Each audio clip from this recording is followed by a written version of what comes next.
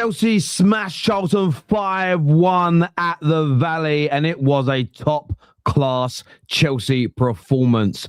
And yes, they've got a long unbeaten run against lower-level teams in the cup competitions, but in previous League Cup games this season, it's been a bit of a struggle. They've huffed and they've puffed, and there's been a little fortune or late goals in the game, but tonight was different.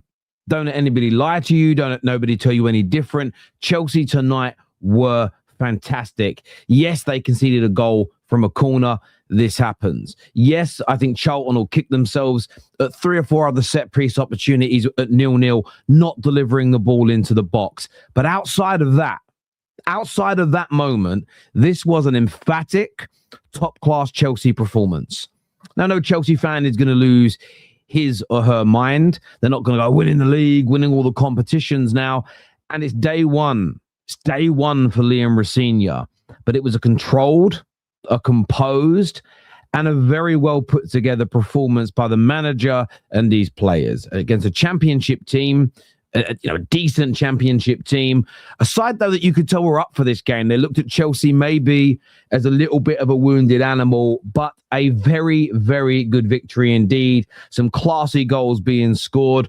I think Chelsea fans, look, we can all give Chelsea a bit of banter. We might all have an opinion or two as to whether they're going to make it back to the pinnacle. The Chelsea fans at the ground tonight certainly did, singing songs about Igbali and Clear Lake. But overall, Chelsea fans do deserve some joy, and tonight we'll give that to them. A brilliant, brilliant away performance in the FA Cup, which you and I have all seen this weekend, has served up some really interesting results indeed. So well done to Chelsea. Thoroughly deserved on every single level. There is little to critique. There is little to fault tonight, if I'm being absolutely honest with you. There's a few things I thought were interesting this evening that I can't wait to get your views and opinions on. But outside, I thought Chelsea was just very good. I'd love to know what you guys think. I can't wait to read your comments back. Tomorrow, Queen's Park Rangers should knock West Ham out. I mean, that's just random. Let's talk about the Chelsea game here. This bus is going to crash burning. What's going on here? Matisse Ball is here. DR said he's not moved. Why are you not moved, DR? What didn't you like about tonight? I'm not saying this is going to be every game. I'm not saying there are not going to be trials and tribulations. I haven't changed my mind as of yet. But in terms of today, what didn't move you, DR? What worries you about today?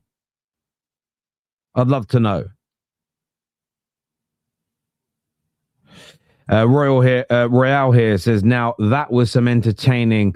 That was some entertaining performance. Good football. It was. I thought it was watching it. And listen, I wanted Chelsea to lose. I'm a Man United fan, but I'm going to call the game honestly.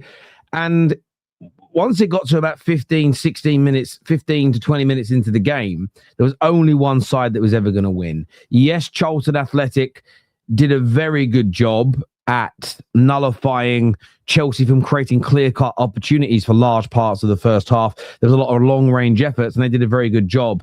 But they were always going to tire. And Hato's goal to open up the scoring was absolutely brilliant. Absolutely brilliant. It reminds me of Graham Potter ball box midfield. Yeah, look, we're going to talk on that. We're going to talk on that because there was a lot of Chelsea fans in the build-up to Liam Rosenior that said, I want overlapping fullbacks, no more inverting. And the fullbacks most certainly were inverting today. Get this PE teacher out of my club if we lose to Arsenal is what Jaden says here. I mean, listen, I appreciate the super chat. I appreciate the donation. Of course I do. But play the game first. Celebrate tonight first. Surely. Or maybe I'm misreading the situation and I'll bow down to your superior knowledge on your own club. But for me, Chelsea looked really, really good tonight. Really, really good. Now, some will say straight away, it's Charlton. It's a championship team. Well, this is the FA Cup. And don't you disrespect it. The FA Cup, in the FA Cup, we have seen giant killings in almost every single season. Now, of course, today, if you were lucky enough and you got to witness either at the ground or on television like I did, the most miraculous, the biggest giant killing in the history of the competition. No team from 6 tiers down in the 6th tier of the English game has beaten a Premier League or what we used to call the Division 1 side before. Nobody has ever done it from that level and knocked out the defending champions. So shocks happen. Teams can lose. And championship teams beat Premier League teams fairly regularly. So I don't buy into this notion. I don't buy into this nonsense that it's Charlton, it's a championship team. It means absolutely zero. I reject that wholeheartedly because I respect this competition. You could hear the Charlton Athletic fans, they were up for it. And Chelsea's players had to match it. And we're going to get onto the system in a moment. But what I loved about the Chelsea players tonight is their attitude, their mentality, their commitment to the cause. They were very, very, very up for that game. They were not... They absolutely embraced it, and they looked like they loved it. And that can sometimes be one of the key areas of creating a bit more balance between the bigger clubs and the smaller clubs in FA Cup games, is if the players are like, oh, small stadium. I mean, it's 26,000. It isn't tiny. They're an old Premier League team, in case the young kids watching don't know. But it's smaller stadium, Charlton Athletic. It's not overly exciting. Sometimes players don't quite get up for the game and they can be caught on the wrong foot. You can also have a bad day in the office, but I thought the players were really up for it tonight. They fought hard, they worked, they run, they defended well. And I think that, that's your base. It's a prerequisite, but it's your base and it's got to be there. Then the way Liam Rosenior had Chelsea playing, held on to the ball well, in that high level of work rate. I love the one-touch passing. There was the box in front of the back. I mean, they were talking about it as a back three. It was a hard one for me to judge what the formation was, if I'm being honest with you, because you had so much of the ball. And sometimes you see the formation more when you're out of possession. Yes, sometimes your fullbacks, a few people saying, Terry, the fullbacks overlapped. At times they did, but they overlapped at times under Maresca. But let us not pretend in that first half, where Hato was for his goal, he was there because he inverted. The fullbacks were certainly inverting for big chunks of that game. And they were crowding that midfield out, but you move the ball quickly, you move the ball really fast. The only thing that wasn't on display in that first half performance was that sort of final ball to thread it into the box, or that final ball to put a winger in for a cutback or for a cross to create those real big clear-cut chances. That wasn't happening. But you know what? You can forgive that in your first game. And Buonanotte, is he going to be? How many games is he really going to be playing for you in the big matches, Premier League and Champions League? But I thought Chelsea looked comfortable. I loved how when you lost the ball, you got back into shape very, very quickly, and I thought you looked like a really clean, tidy, and hard-working team. As the game went on and Charlton pushed, of course, there was more space for you to exploit, and you did that. I love the substitutions from Liam Rosenior today, putting on some of your experienced players, putting on more of your attackers, giving Esteval a go. He maintained the level of danger. It wasn't, right, let's get some attackers off, let's bring some defenders on at 3-1 and try and see the game out. There was no encouraging Charlton Athletic onto you. And I really love that intent from him. And I think sometimes it's absolutely right to go more defensive, especially with a 2-goal lead. There are other times when it's wrong. You're so superior to Charlton. Maintain that superiority. You see this in boxing quite a lot. You see it in MMA quite a lot. 2 or 3 rounds up, going to win the fight, going to retain your title, whatever it may be. Don't just go too defensive and encourage that slugger, because all Charlton really had was a long ball into the box and looking for a flick on. And if you guys are sitting back, if you guys don't keep your attackers on the pitch, that works in their favour. So you're really and truly heightening their only chance of scoring goals, which is knocking that ball into the box and hoping a flick on or a deflection falls their way. A little bit like the goal that they scored. So Liam Rosenior got that absolutely correct in this particular game. And look, I'm not going to take back what I've said about Liam Rosenior. I'm not sure if it's the right appointment. I'm not sure if he's good enough. And the biggest reason I'm not sure is I don't know enough about him. I know where he played. I know who his father is. I know he's not A lot of people are looking at him, the way he dresses with the glasses. I know he looks a little bit geeky. He looks a bit specky. But this isn't an ex-professional football player as well. This isn't somebody that has got the job because they were good at maths at Harvard. I don't know if Harvard University does maths. Is it more about law?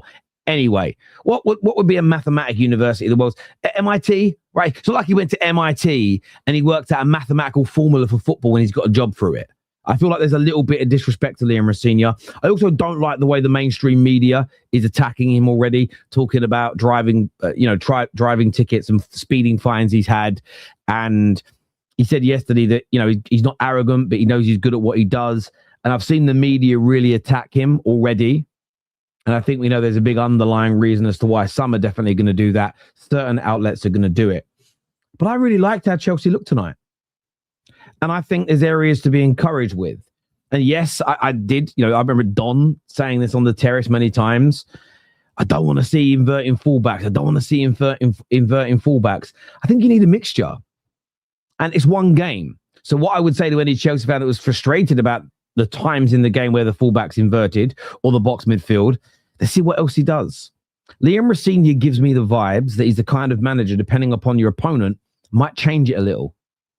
I think he understands strategy. I think he understands the fact that unless you have the very best squad in the world that is superior to 99.9% of teams, there has to be an adaptation to how you play. I get the feeling he'll know that. Doesn't mean it will work. Time's going to tell. Time is going to tell. You may think that I'm not sure if it will, but then it's hard for me to have it's hard for me to think it's going to work. And I'll tell you as to why, because I don't know enough about him. It's probably the most honest answer. Equally, I am being led by a lot of Chelsea fans who are unhappy with it, fuming with it, and want protests, not just because of Liam Rosenior, but also because of the overarching issues that currently remain at the club. But as I say, I felt overall tonight, I thought Chelsea were just by far the better team. It was maybe the most entertaining I've seen you look all year. I enjoyed watching you play. Now, listen, Chelsea fans, some may agree, some may disagree. Rivals probably going to disagree. I actually quite enjoyed it. I was annoyed you were winning. I'm not going to lie. Of course, I wanted Charlton to do it, especially in the FA Cup. This competition it makes me emotional every third round. I spent so many beautiful Saturdays with my family as a kid. Sometimes at games, sometimes it was right. We used to do our family shop on a Saturday morning in my house, but you get the shopping done, you buy food, and you come back and it's like, right, we'd make lunch and we'd sit down, and it used to be called Grandstand, and Winter Surfers backstage. You remember his Grandstand. I actually made the inquiry to buy the theme music for one of my shows. They wanted £200,000 for the rights. I was like, oh shit, I thought it might be cheap. The Grandstand theme music is just the best. Grandstand would come on, and there'd just be this all day long, would just be FA Cup stories, and there's just so many beautiful. And there was one today. And this is the thing about the FA Cup that I love more than anything. If you look at Macclesfield, there's so many things that have gone on there in the last year. But there was a beautiful, funny and quirky story. The captain of that game today, who had the bandage on his head, who scored the goal, whose name now eludes me, and I feel so frustrated at myself for his name now eluding me. I'm actually annoyed. Dawson. Paul Dawson on Tuesday, because they had a league game, the manager, John Rooney, Wayne Rooney's brother, turned up to the stadium around 1:30 in the afternoon, as he always does. And there he was, 4 or 5 hours before kickoff. There was his captain with a shovel in his hand, getting snow off the pitch, jumping in and out of a tractor, getting the pitch ready. Those types of stories leading up to FA Cup games, I just love. And I'd sit there with my dad and my brothers, and we'd listen to these stories on the television, on the radio. My dad would tell us stories. And it wasn't just about the football. It was the magic of it. And that's why I just listen. I'm going to give Chelsea a lot of respect for what they did today, because nobody wants to be on the wrong end of a David versus Goliath killing. There's an embarrassment to it as much as there is this beautiful story. And Chelsea, as I say today, were professional. They were brilliant. They were emphatic at the other end of the goal. 5 different goal scorers as well, with Hato scoring, Guiu toss in at the near post, and then 2 very late goals in the game as well. Pedro Neto with a great shot, and then Enzo Fernandez from the penalty spot as well. He had to give the penalty. I felt a little a little sorry for them conceding the penalty, but look, that's football for you. These things happen. But Chelsea, listen, a long, long way to go under Liam Rosenior. There's no doubt about it. But congratulations today. Thoroughly deserved the victory. Viewers, like, share, and subscribe. Can't wait to read your comments back. Let's bring Winter Surfer on in a second. Have you say the super chat here says 5-1 win, but the players look so mid. This was them trying. We are getting done by Arsenal, and it ain't going to be Rosenior's fault. Players' accountability is what C has got to say here. If you work that hard against Arsenal, if you work your backsides off like that against Arsenal, I don't see you getting battered.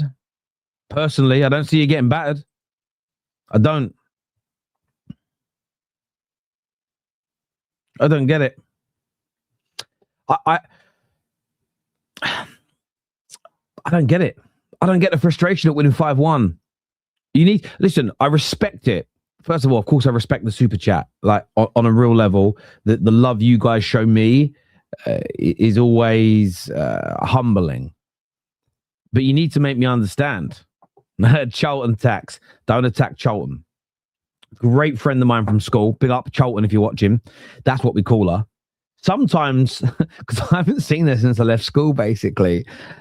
Sometimes when like something pops up on my personal Facebook and I'm like, who's it? I'll see it. I go, Charlton. Oh, yeah, that's her real name. Don't forget her real name. Don't attack Charlton. Big up Charlton if you watch him. This is unknown here. So this is more of a confidence booster for Chelsea. The real test is against Brentford. The away fans are loud up the Chelsea. Yeah, the away fans were great today. For your away fans were amazing. Genuinely amazing today. Lampard got it. Declan did not because Declan won the cup before he left. I don't know what you mean by that. You must be talking to each other.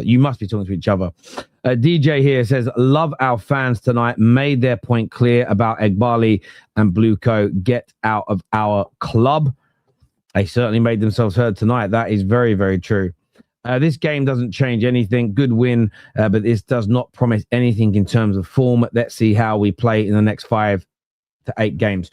Listen, I agree with that overarching view. I do. But in my review of the match, I'm just reviewing the game. I can only review the game. What I personally won't do is go, I'm not going to praise good things I see from my club or anybody's club just because the next 5 games might be crap. I can't personally do that. It's not my way. My grandmother, God rest her soul, would slap me around the head if I did. It's just the way she was. Maybe that's the evangelical in her. I don't know. I needed a statement win. Is that a whiskey glass? It's a beautiful glass. It's a beautiful glass. It's a beautiful glass. It's a lovely drop of Diet Pepsi in there with ice. That's all it is Diet Pepsi. Right, I'm going to bring Kwess and Winter Surfer out to have their say on the show. Oh, hang on. Hello, gentlemen. Welcome back. Hope you're both good and well. Congrats on the win. Up the Chels. Keep the blue flag flying high. You know it, Terry, man. You know it, man. Feels good, man. Feels very, very good. I can't lie. Yeah, it must do, Kwess, because I know there's a lot of our viewers tonight are saying, listen, this means nothing. There's a long way to go. I'm not getting carried away or anything along those lines. But it's been a real turbulent few weeks, a lot of negativity around the club. Did it feel nice tonight to have a solid performance, score some goals, hear the fans happy? Is that the most important thing at this point? Yeah, man, that's what we needed the most. Like at the end of the day, yeah, we know where we are at as a club. So at this point, it's just get your head down, work hard, and press on. And me personally, I've been positive since the start of Liam Rosenior's appointment because what I'm hearing him say, at the very least, is giving me the confidence that he believes in the work he's going to do. And we know in life, 50% of being successful sometimes is being convinced you can do it. If you are convinced you can do it, chances are you're probably going to convince other people you can do it too. So for me, I needed to see the performance back up what he was saying. And what I liked the most was this feels like a Chelsea scoreline of old. Like I feel like growing up, this is what I would have seen in the FA Cup from Lampard teams, SCN teams, some of our best managers. And it's not that I'm getting gassed off the performance, but you got to understand, Like, it was getting to a point where I was watching Chelsea games and just going, I might as well not watch the first half, because not only do I think we're not going to score, we're also going to play bad. But what I saw tonight is we played really well. The goal needed to come, and of course, it finally did. And we could have probably scored more, to be honest. But what I appreciated most was that the boys, like, every other mistake that happened, straight back to it. And again, that's something Liam has been emphasizing from the very, very start. So, you know, I've had all sorts of people call me delusional. All this. It's 5-1.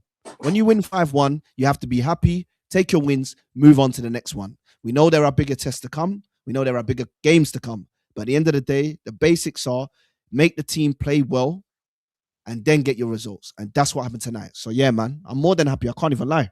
Buzzing. What are you saying, Winter Surfer? I mean, I know you're not a man that's going to get carried away and go over the top and, you know, sort of, or anything along those lines. But there are quite a lot of negative people tonight that are almost look more frustrated that you played well. Like, where's your head at with tonight? Because you played well. It was fairly comfortable. I want to give you an example before I ask this question to tell you where I'm coming from. In some of your earlier League Cup rounds against League One and League Two teams, you just about got over the line.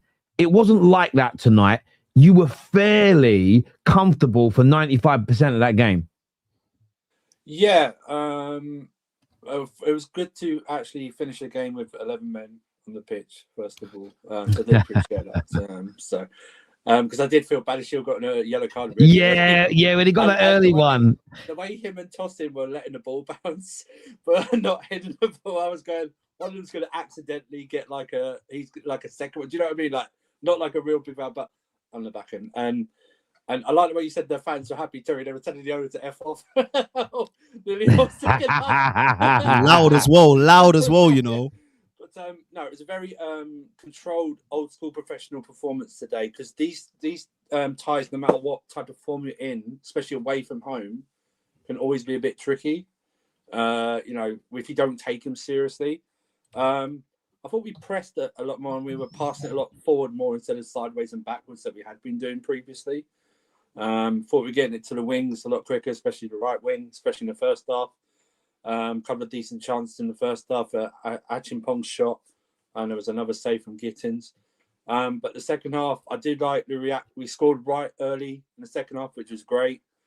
And then we also didn't let the heads go down after they got the one back, because sometimes this side does that. Well, not sometimes, it does it quite a lot more than what I'd like to do, but we scored the third right away. And then, it was more controlling, able to rotate a few people in and out, not having to play Reece James and Cole Palmer tonight, because obviously Wednesday's popping up. Give Santos a good 90 minutes or so plus as well. Obviously, play Caicedo all 90 minutes because you can't play Wednesday, so you might as well play all 90 minutes, stuff like that. So it's good. I thought Jorgensen, even though they did equalise, that was a very good save to, you know, before he was very unlucky. The fates didn't help him there. But no, it was good controlled performance, you know, and we didn't have any injuries, which is also good. But yeah, I'm glad the game wasn't half an hour later, Terry, because that fog setting in. Yeah. We might have had to replay it like sometime down the line. We got very lucky on that one, but no, it's a good performance, and you have to celebrate the wins. I mean, I'm all, you know, you can hate the ownership but still celebrate the wins. Do you know what I mean? Yeah. You can I agree. That, you know. I thought it was good that Neto scored as well, because he's been rubbish the last month on a bit. Enzo got assist and a penalty. I was thinking, is he going to give it to Esteval just to let Esteval, because we were like 4-1 up at the time, just give it like Esteval and stuff like that. But no, it was good. And the Rosenior, yeah, it was good. It's very, very good start of him. You know, celebrate it, but you don't even have to go over the top. Just celebrate the win and move on. It's like you don't always have to be miserable and look at and I know that's weird coming from me, but you don't always have to be miserable and look at the worst, but you can celebrate it. Do you know what I mean? I mean, I feel like we've lost that. Celebrate. If you win tomorrow, Terry, you're going to celebrate your team's victory. You might not like everything at your club, but you're still going to celebrate your team like beating. Of course, I think we've lost sight of that as a fan base, as football fans in general, where it's just this. Well, I'm not happy with the overall view of the club. So therefore, I'm not going to be happy with a win. I've seen people win trophies and go, yeah, but I don't think we'll retain it next year. I've seen people maintain anger. And I just mad, sometimes, innit? and you know, I've been thinking about this a lot the last few weeks. I'm like, have people like this always existed, or has social media created them? Or is it a combination of the two? Some people have existed that have always been miserable like that and can never see the joy in things. And has social media made some people behave like that because there's a currency in it and it gets you attention? Because I look at the fans today. They were singing about Igbali and they were singing about Clear Lake, and clearly they sung about Roman. But they cheered and went wild for every goal, and they were happy they won the game. So it does exist on both levels. And that's my only kind of message to people is you can celebrate this game. That doesn't then mean, but I suppose it's the online world. It's like, oh, wore a trophy. The next game, if you lose, and then you complain, but you were happy last game. Yeah, when we won. I just don't. I think football fans have got to learn to develop a thicker skin. You're going to be. I saw Darren Fletcher go for it today. Darren Fletcher spoke about how brilliant the Man United Academy is. So all he's getting tweeted is, yeah, but why did your kids go to the City Academy? Because he didn't say Man United's the only good academy in England. He just said the Man United Academy is really, really good. But again, everybody does that thing. And I was talking about it the other day, and it's, Terry, do you like Harry Potter? Oh, I love it. Do you like Lord of the Rings? Oh, mate, even better. How dare you say Harry Potter shit? And then there's another layer to it. There's another layer to it now, which is, what did you do last night, Terry? Oh, I watched Harry Potter. And then you get those people go, fuck you, you can't watch it. You said it was shit. No, I didn't. I just said they're both, but that's how it goes. So you end up in this spiral where you're sitting there and you're saying, hang on, I've never said any of this. It's just the polarized people. So no, I agree. You should be happy with those elements tonight. In terms of, I want to ask you about the fullbacks tonight, because I saw a lot of Chelsea fans in the build-up to Liam Rosenior say Don was one of them, but I've seen many agree with him, which was, I don't want to see the fullbacks inverting. And all night I've been watching Chelsea fans online, some moaning about it, saying they inverted too much. Others saying, no, they didn't. They were overlapping all night. They definitely inverted. I'm not going to be gaslit into believing they didn't. But does that concern you, that he might do some of the same things that Maresca did? I think it's a modern day coach thing.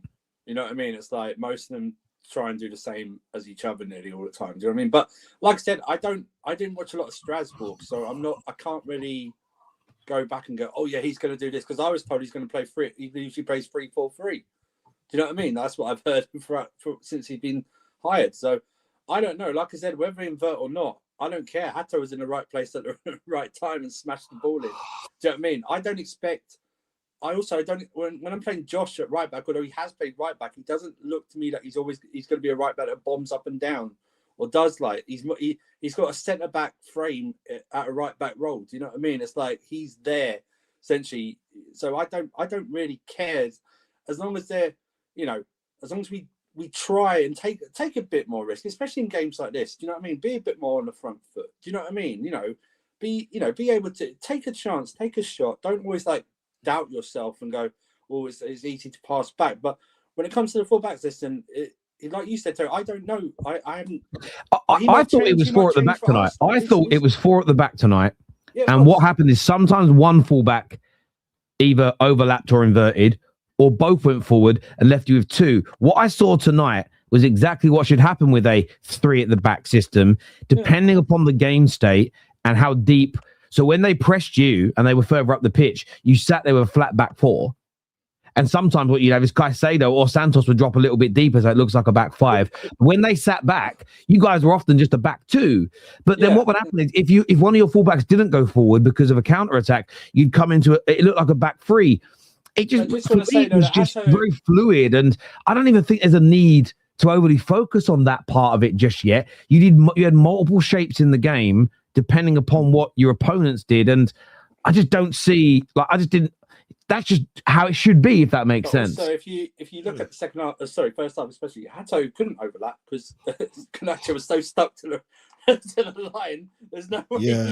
If you notice, Kwess, Kanacho was literally like he was chained to. Big problem. And that's the bit. That's the part where I don't like touchline wingers if you don't have an overlapping or underlapping fullback, because to me that doesn't work in modern day football. Do you know what I mean? It just means they're just out there And for no reason. There's no reason whatsoever. Whether Gittins on the right hand side did go out, but then came back in, out and in all the time. It's very strange. I don't know if that was an instruction of Rosenior, but you said, Terry, I don't know much about Rosenior to build up and go, yeah, that's definitely what he would do. Definitely what he would do. Like you said, he might change his he probably will change his whole tactics because we're playing Arsenal and Brentford coming up next. So we don't know. But like I said, I don't do those videos with the whole like this should happen, this should happen. Like, I'm not into that. You know what I mean? So if it worked, it worked. I thought Hatter played really well. He played really good tonight. You know, he had a good performance against Fulham, even though we lost. And he came in and did so well. And I hope he gets more minutes because we're able to rotate and rest Cucurella going forward because he plays a lot of football for club and country. So yeah, and do you know what the thing is? I don't get, like, Andrew, Terry, like, if people are saying they don't want to see inverted fullbacks, I don't know if they watched Hato at Ajax. Like, all of his best clips were him, and he would drift into the box and find himself in positions he shouldn't have been in. And those were all the clips I saw that were trying to promote what his best attribute was, which was getting forward. So for me, I don't really understand it. I agree with you that part of what was a big frustration under Maresca was that he pushes his wingers high and wide, but because the football is so slow, if your fullbacks don't get there quick enough to be able to overlap so your wingers can go, you're then, it's a 2-on-1, and then you're stuck forcing your wingers to go back. A lot of this, and I don't think it matters the shape or the coach. A lot of it is work rate and how quickly you move the ball, no matter, regardless of your shape. And most of the time, there are times when the managers tell you to slow it down. I was listening to a coach, some kind of, it wasn't a tactic coach, it was a coach talking about how they train kids now. And a lot of us get frustrated with it. I know commentators do. So why is it so slow? And the reason they often slow the play down, it's the hope that somebody steps out of a position to try and win the ball, and then there's an opening to move the ball into. So there is a strategy behind slowing down. And as a fighter, there was a strategy to slowing down. And cricket do the same thing. Sports do this. So that you can do this thing in fighting, where you can demonstrate by letting someone put their hands up and throw fast punches, and they get out of the way, and then you slow one down and you nearly hit it. You hit the hand nearly every single time. In cricket, every now and then a fast bowler will bowl a slow ball and it will throw the batsman off, and they often can get little nicks and get caught out. And sometimes you have to do that in football as well. But it's about getting the mixture right. And what I would say to Chelsea fans, and I'm only going by what I was reading on the timeline tonight, don't panic if you saw not enough overlapping or too much inverting today.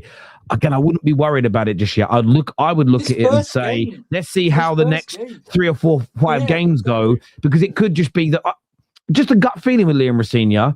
He doesn't strike me as someone who is wedded to one way of doing things. He strikes me as somebody that has a philosophy, but within it will be. And the reason why I'm saying that is everything I've heard him speak about up until he become Chelsea manager is his love, admiration, and who his idol was Sir Alex Ferguson. And that's how Fergie managed. And Sir Alex Ferguson wasn't wedded to doing things in one particular way. He was wedded to winning football matches. And sometimes you just got to adapt. So I wouldn't, food for thought as an outsider, I wouldn't be going, fuck him. He's already, look, if all he does is invert every week and it isolates your fullbacks and you're not playing fast enough, and they're not, then criticize it. But I just wouldn't be going in today just because of how it looked against Charlton Athletic personally. It's too soon. At the moment, and it's unfair on him, but some Chelsea fans have the mindset that this guy is basically an inside man, essentially. Do you know what I mean? Essentially, he is. They're right. They are right. But you know what I mean? It's like they won't give him. What I mean is they won't give him the chance, essentially. To do anything. Do you know what I mean? He's already on a loser. Yeah. He's loser to nothing. He has to basically win a cup treble this season for them to go. Maybe he's all right. I get that. Do you know what I wanted to ask you guys this question about that, because Ches is back. Sorry, I didn't see him. A lot of United fans have been saying very similar this week. They're like, you can't bring in a Carrick or a Fletcher or an Ollie to be interim because they will be puppets to the Glazers. Yeah. And I'm like, well, I swear the last 2 or 3 managers we hired all bigged up our owners. Yeah. I'm sure the last 2 or 3 Chelsea managers came in and said they were aligned with the plans of the club. And that evolved over time. So my view is, you do realize you're not going to get any manager that comes in on day one says, Chelsea fans, United fans, whoever fans, want to let you all know I've taken the job from your owners that you hate. I'm with your side. They're bell ends, bruv. Because the next day you're going to lose your job. So I think there's this element of, I understand the scrutiny and the cynicism, but equally, you're just going to make yourself a little more like wait to see the wood for the tree. That's just my view. Everyone's different. Let's see how it goes. But yeah, I feel like as you say, somebody like, he's a yes man. He's an insider. He's a scumbag. So okay, well, I don't know. Maybe that's a bit too much for me. No, I agree with you. That tone's probably less than what I've seen online. People about it saying. I feel like this is just, I think I said this the other day when we were on here, but like I feel like it's just one of the new like buzzword phrases, like yes man. What I'm seeing on like X a lot is, oh, you're like a brown envelope guy, you're being paid by the club to say what you're. I'm thinking, guys, you don't need to bring conspiracies into football fandom. People are going to say what they want to say because they think it's the truth. If they're wrong, they're wrong. If they're right, they're right. For me, like what you said, Terry, what I feel like I'm understanding about Liam is, and look, I would have loved for him to say Mourinho more than he said Fergie, but what I actually respect is he studied the greats. He's actually studied the greats. Like the interview he just did, and I want to keep this about the game, but even the interview he just done where he was like, Moises Caicedo is the best in the world. Look, we fans think that. Do I think he actually thinks that? Maybe not. But that's what you want your manager to be saying about your players, to be getting them to the level that they should be at. So for me, this is one of the things where I look at it a little bit like I think we're going to go into a period that I've seen with some of the like AFT people, where you're basically going to pick, and some people are going to go, I'm going to go doom and gloom because it's easier for me to be doom and gloom. If I get my hopes up and I'm hurt, then I don't know how to process that. So it's better for me to just be negative. I just want to quote something Liam Rosenior had just said as well. He just said it's a good start. Now there's quite a small game on Wednesday night to move on to. Arsenal fans, he's not calling you small. He's obviously being sarcastic. He then just goes on to say, let's not get carried away with things. But that's the important bit. I think that's so right. Celebrate winning today and enjoy yourself. Yeah. But then you don't need to get carried away. And I think we all sort of get into that space. And by the way, the people that are calling him a yes man, if you go on a 10-game winning run, get back into the top four, look banging in the Champions League, the songs will stop. But this is the irony. The songs and that will stop. They'll only then come back if you start struggling. So let us not pretend. Like at the end of the day, it's calling no one out. We all just want our clubs to be successful. And we all get things right. We all get things wrong. We have a little bit of fun calling each other out about it. And that's the nature of what we do. Before I speak to Ches, there's a question here. It says, Terry, would you rather finish top 5 or win the FA Cup and finish 6th? When you say me, do you mean with my current Man United team set up as we are? I'm going with FA Cup and coming 6th because I don't think we've got any chance of winning the Champions League next year. But I think if we could come 6th and win an FA Cup, it means we've got a chance of winning the Europa League. So from that point of view, I'd rather the trophy because it's a trophy, a chance of winning a European trophy, and knowing I'm 6th. No FA Cup and top 5 probably means I'm in the Champions League, no trophy. And I think we'll now the following year we might grow and get better, and then go, okay, I think we might be ready for the as much as I want to get into the Champions League. The fear of Man United getting into it is we might get bopped off the park and battered. And the reason why I never used to slag off teams for celebrating being in the top 4 in that kind of noughties period is that most of the teams that qualified for it, barring Everton that one time, could actually win it. So why wouldn't you celebrate being in it, if that makes sense? So as of right now, I'll take the FA Cup in 6th. But if my team's at the peak of its powers, then of course I'm going. I'd rather the chance of winning the Champions League. So I would, if I had to choose, I'd go no FA Cup, 5th in the Champions League if I've got a chance to win it because that's a bigger trophy. Ches, what you saying, mate? I'm good. Hope everyone can hear me. Yeah, man. Good win today, I guess, against Charlton. They're a championship team, so I didn't want the team to take it for granted and put in that 60% and then they score an early goal and we're chasing the game, which we've seen recently as well. So the Carabao Cup game we played. I forgot what team it was, Terry. I forgot. I think Kwess to remind me, but that game was poor. Where Cardiff.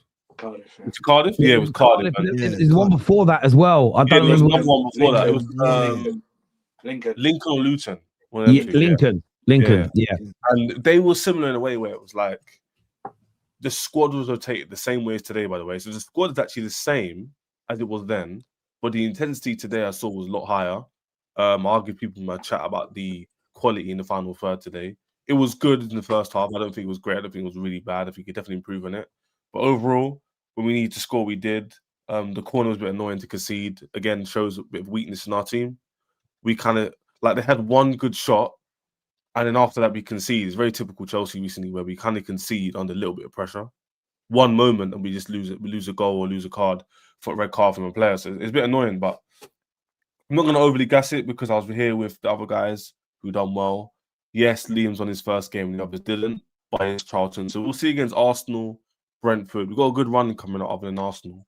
So this kind of month, even though people say it's poison chalice and you can't really win in terms of the fixtures because he's coming in mid-season, it is a good opportunity for him to stamp his authority, show what he's about.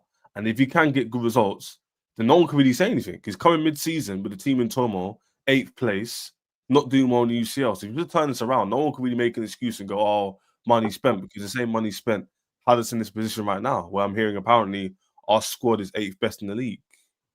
It's really weird. But yeah, that's how I feel about the team. I think the manager's definitely showed a bit of something in his first game. But I'm not going to overly gas it. We'll see next few games because these things come quickly in football, man. It's cyclical. So we'll see. No, listen, I agree. But that's why I think the win was important tonight, because had it have been one of those games where Nathan Jones had Charlton just purring, they score an early goal, Badiashile got sent off maybe. There was that moment where he kind of dragged the player back a little bit when he was on a yellow card. Maybe maybe the referee wants to be the big man tonight and sends him off. You lose this game and people are angry still after. Of course, they're still angry after you won 5-1. If this result would have been poor, it's then just an uphill, an even greater incline, if that makes sense, to get up for Liam and for your team to kind of get there as well. So I just think it was important. But I think, as you've all alluded to, it's keeping your feet firmly on the ground, looking at these next few games go. The one good thing is the players looked determined and were working hard, which at least there isn't that. And this is not a disrespect. It's not like they're saying, fuck you for sacking the boss we liked. And that's not a dig at the manager. That's the players look like they're bought into this guy, which is good. I'm glad you said it and I didn't say it because I was saying his agenda, but I didn't see when Maresca was there, them down tools. I didn't see them up the tool massively to that either. I just think the tactics were just poor. I think Maresca was just losing his bit of his touch towards the end, and it showed. Bournemouth game was terrible.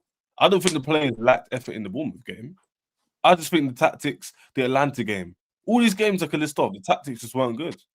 Now, I'm not saying the players didn't lower their efforts a little bit because there's a bit of turmoil in the club and they see the fans upset. I'm not saying that at all, but I'm just saying that's the same squad players who played today who played the rest. That was the same team. It wasn't like a starter was in there and it made a big difference. Caicedo players all are second-tier games. So that's why I'm looking at the manager to kind of that level. I think Kwess might have said it, or one of my guys, but Terry, did Chelsea need a tactician today, or did they need a person to galvanize the team? And that's what someone said to me. To me, it's an interesting point. Maybe Chelsea needed someone like Liam, we'll have to see in the future, to kind of galvanize the club. Yeah. A tactician, because Maresca is very good tactically, which we've all touched on and alluded to. But man management-wise, how many times did you hear him get rid of Vega, upset? Get rid of Bernotte, not even in the squads at all. Get rid of Gittins, not playing a game. Had to make a mistake versus Karabag and Azerbaijan. Doesn't see the pitch for like 3-4 games. Yeah, this is me just confirming my bias and going, I like myself. The issue you have is that it's a bit of both because these I said that, Andrew. I'm not saying it's all him. These modern day players are like robots. You have to tell them to do stuff and they'll follow the instructions to the T, whether it's bad or not. You know what I mean? They will do it. I believe most of them are. No, but Andrew, you said the other day, I don't want to cut you wrong, but you said something on the lines of they're sport brat. I do think they have let. I think they've allowed their attitudes to creep into their performances. But Andrew, what we can admit though with kids, if you have kids, you work with No, kids. no. Let's not do the kids thing. Huh? We're doing the kids thing. No, Andrew. I'm not saying I think our squad is a bunch of kids. 'Cause I don't. We got Cucurellas, we got players with experience. So I know that's what you were going to say. I agree with you. But the perception of our squad is what? Immature. With immature people, to get them in the right path, you do need a bit of a stick. You do need a bit of carrot at the same time. You need to be able to nurture them and tell them, yeah, I know you have certain tendencies, but we need to do it this way. Maybe Maresca, with the red card as well, wasn't doing that good enough. So that could be part of the reason why you might come out and say spoiled brats, because the manager's not enabling it, but he doesn't have a stronghold on that situation. As we see with the red cards. For example, Cucurella the other day wasn't Maresca because he wasn't there, but an amalgamation of attitude and being let off the hook a little bit the last 5 months.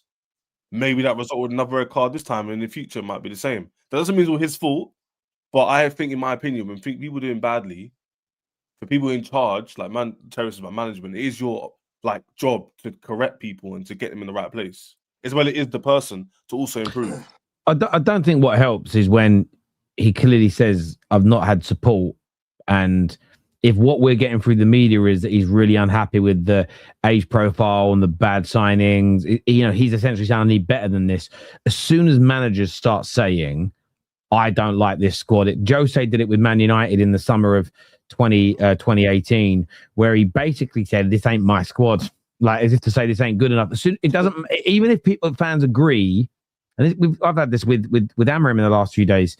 Different scenario, but the same principle. Even if you don't want him sacked, once a manager starts talking like that, you're going to lose relationships with key people, and you're going to lose people in the dressing room. Yep. Equally, that doesn't change it, because I've seen a lot of United fans go, a lot of the Man United players really liked Amorim. Yeah, and when every manager's been sacked, there's been posts from half the squad saying, thank you, boss, love you, man, see you soon, thanks for everything you did for us. So what? Because they can differentiate, and we've all been in this spot. We can all differentiate as grown-ups between a boss we like as a person and someone who isn't doing a great job at the moment, or he's got a problem. Sometimes it isn't even a problem with you. You might have a colleague who's fallen out with the bigger boss or another colleague, and they've got a bit of a beef. And you're a little bit like, I don't dislike either of you, but this is just awkward now. All these things can play a part in this. And I get that nobody wants to see Clearlake and Igbali defended in any capacity, and that's fair. But it's not about defending Igbali or defending Clearlake. It's about talking about the reality of situations and how you change. That's what it is. That's why when I called him out, people tried saying I wanted him gone. I didn't want him gone. Terry hasn't once. Well, Andrew shoots me every week. I never once sat on streams and said I want him gone. Not you saying private group chat. I have. Sorry. I didn't mean to. Oh, he's such a lie. He's such a lie. He's laughing. He's like, but Andrew, how dare you? But my point is, Terry, is that the way in isolation, the way he handled it was poor. It was terrible. You can't just throw your toys out the pram mid-season. Yeah, in public. That's just, and people try justifying it, going, yeah, but the board can be poor, and simultaneously he made a bad error. Why can't two things be true? Why has it got to be the board are at fault? I understand people hate the board. I get that. I understand, but at the same time, him doing what he did, ruining the squad harmony, poor tactics, like in the Bournemouth game, is a prime example before he left. I haven't been supported the last 2 days. That's just ego lifting. Why do we all need to know that? Yeah, no. Why are you telling me that? Why are you telling me the last 2 days? How does that benefit the fans? Tell me. But the problem is, if you make comments, the results then got to back them up, and they that's the problem. So He made the comments also after a win, which is really insane, because it was like this. It should be it was an ego win, but it's the problem is anything, as we've seen it. If you make it publicly, if you make public any dissatisfaction, then it's just a countdown basically to them. Do you know what I mean? It's just TikTok. I agree. Look, I want to thank all of our viewers for tuning in. I really appreciate it. We're back tomorrow with Killing the Game in the morning. And then, of course, reactions to both Arsenal and Manchester United's FA Cup games in the afternoon. Who is live right now? Is anybody live? I don't know if anybody's live. No one's live. That's a bit weird. No one's live. Not on my feed that I know. So one time I should have gone live. with an 8,000 people. I'll see if anyone was live that I know or work with. If I don't work with them, I'm not sending, or I don't know them, I'm not sending them a redirect. That's weird. It's like a lot of people previous shows that haven't actually gone out yet, or have already gone out. That's interesting. Anyway, yeah, very shrewd. So yeah, listen, we're back tomorrow. Like, share, and subscribe before you go. Take care. Goodbye. God bless, and we'll see you soon. Peace.